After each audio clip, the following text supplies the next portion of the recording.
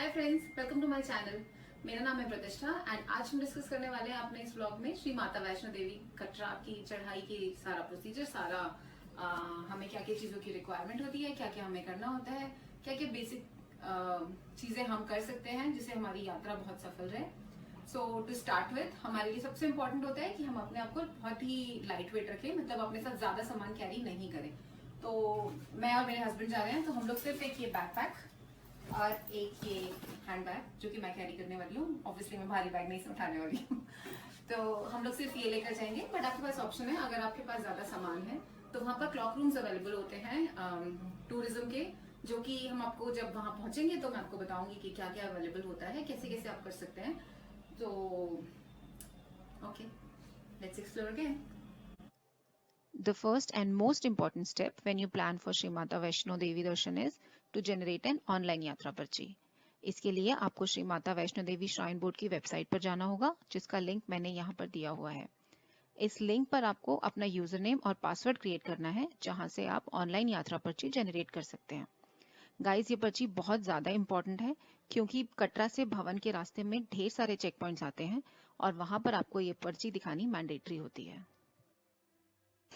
अब जल्दी से नजर मार लेते हैं मेरी आइटिनरी पे और इसके बाद चलते हैं माता रानी के दर्शनों के लिए, जहां मैं आपको एक एक करके कोविड के वक्त काम आने वाले सारे इंपॉर्टेंट टिप्स बताऊंगी और कटरा से लेके भैरव बाबा तक के सारे पड़ाव तक लेके चलूंगी।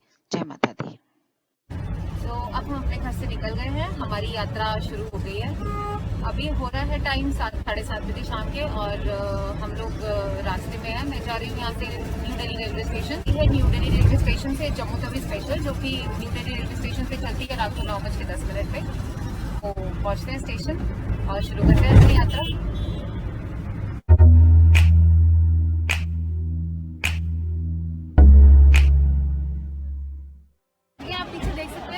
न्यू दिल्ली रेलवे स्टेशन और यहाँ से हम यहाँ से अंदर एंटर करेंगे और चलते हैं अपने प्लेटफॉर्म नंबर 15 की तरफ, जहाँ हमारी जम्मू तवी स्पेशल आने वाली है 9:10 बजे। फ्रेंड्स, कोविड की वजह से आजकल ट्रेन के अंदर ब्लैंकेट्स और बेडशीट्स प्रोवाइड नहीं करवाए जाते, लेकिन स्टेशन प्लेटफॉर्म्स पर disposable weddings 150 rupees per pair के रेट से इजीली अवेलेबल हैं।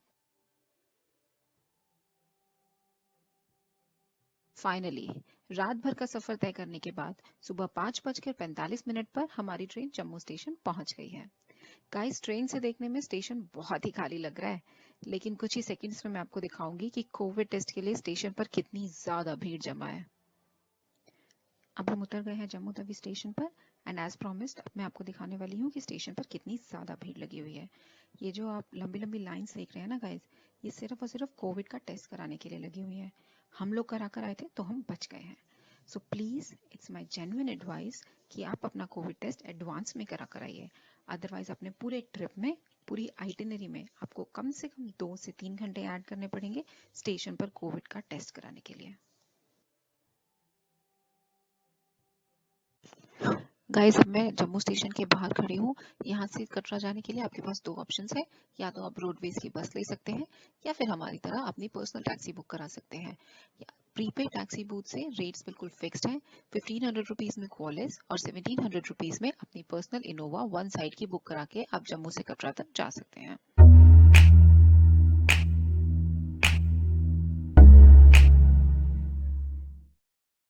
सो गाइस, सबसे पहले कटरा में हम गए निहारिका कॉम्प्लेक्स। यहाँ पर आप टिकट ले सकते हैं अगर आपको कोई स्पेशल पूजा या हवन करवानी है, या फिर आपके पास अगर ज़्यादा सामान है तो आप क्लॉक रूम की फैसिलिटी भी यहाँ पर अवेल कर सकते हैं। इसके अलावा अगर आप हेलीकॉप्टर से कटरा सांझी छत तक जाना चाहते हैं, वो भी यहाँ पर फैसिलिटी अवेलेबल है। यहाँ से बाहर निकलते ही यात्रा रजिस्ट्रेशन काउंटर है, तो अगर आपने ऑनलाइन पर्ची नहीं लिया, आप यहाँ से पर्ची करवा सकते हैं। तो हम अब चलते हैं कटरा चौक की तरफ, जहां से हम ऑटो लेंगे उस पॉइंट तक जाने के लिए जहां से हमारी फाइनली यात्रा शुरू होगी। जय माता दी।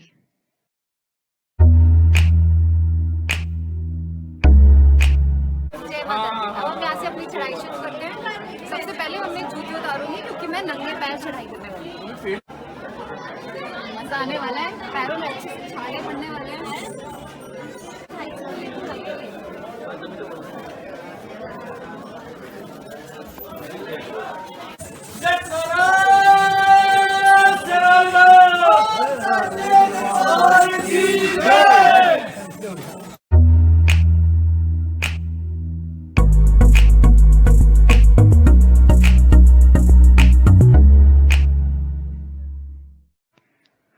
बाण गंगा से स्नान करने के बाद जब हम भवन की तरफ अपनी चढ़ाई शुरू करते हैं तो पहला दर्शन आता है चरण पादुका। कहा जाता है माता वैष्णो देवी जब भैरव बाबा से भाग रही थी तो यहाँ रुककर उन्होंने पीछे मुड़ के देखा था। अगर आप पैदल चढ़ाई नहीं करना चाहते तो घोड़े, पालकी या पिट्ठू का भी यूज कर सकते हैं। प्राइस लिस्ट आपके सामने स्क्रीन पर है। अभी सिर्फ 5 किलोमीटर हुए हैं, अभी बहुत आगे जा रहे हैं। हमें टोटल 14 किलोमीटर चल रहे हैं।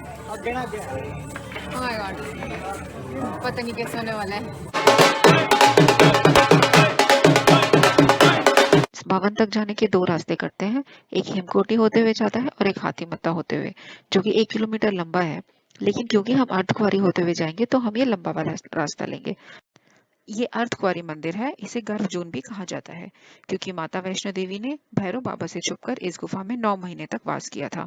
ऊपर भवन में पुरानी गुफा बंद होने के कारण आजकल इसमें ज्यादा भीड़ रहने लगी है। 2 से 2.5 घंटे हमने नीचे से चढ़ाई करी और हम मधुबरी पहुंच गए हैं। ये हमने पर्ची ली है। अभी बज रहे हैं 3, हाँ 3:30 हो रहे हैं और हमें बताया गया है कि हमारा नंबर 10 बजे के बाद आएगा रात को। तो आप अंदाज़ा लगा सकते हैं कितनी भीड़ होती है यहाँ पर। सो फाइनली इतनी लंबी चढ़ाई करके हमें पीछे वो भवन दिखाई दे रहा है। यहाँ से सिर्फ 1 किलोमीटर रह गया भवन। माता रानी का भवन दिखाई दे रहा है। बस अब सिर्फ 1 किलोमीटर और हम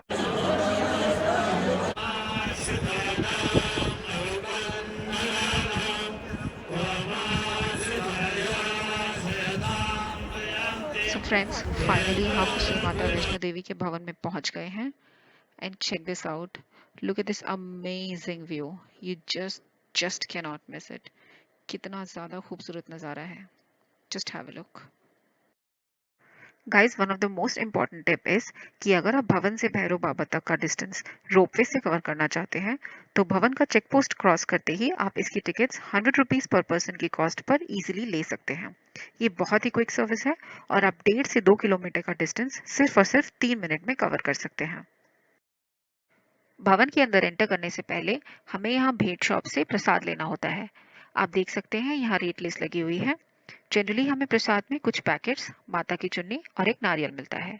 अंदर जाते वक्त ये नारियल हमें देना होता है जिसके बदले में टोकन मिल जाता है और जब हम दर्शन करके बाहर निकलते हैं तो ये टोकन देकर हम माता का भेंट चढ़ा हुआ नारियल वापस ले सकते हैं। गाइस, इस सब की मैं वीडियो नहीं बना पाई क्योंकि अंदर फोन, कैमरा कुछ भी अलाउड नहीं है। तो ठंडे ठंडे पानी से नहाने के बाद, जो कि एकदम बर्फीला पानी होता है, अपनी सारी थकान उतार कर हमने अपना सामान लॉकर रूम में रखा और दर्शन के लिए निकल गए। दर्शन करने के बाद हमने 2 से 3 घंटे रेस्ट किया मनोकामना भवन में, जो कि हमने ऑलरेडी पहले से वहां पर डॉर्मेट्रीज बुक कराई हुई थी। और उसके बाद सुबह 2:30 बजे उठकर हम भैरव बाबा के दर्शन के लिए निकल गए। आपको भवन के दर्शन करने के बाद आज सुबह 4 बजे हम आए हैं भैरव बाबा के दर्शन के लिए। मेरे पीछे आप जो देख रहे हैं ये भैरव बाबा का भवन है। ये पीछे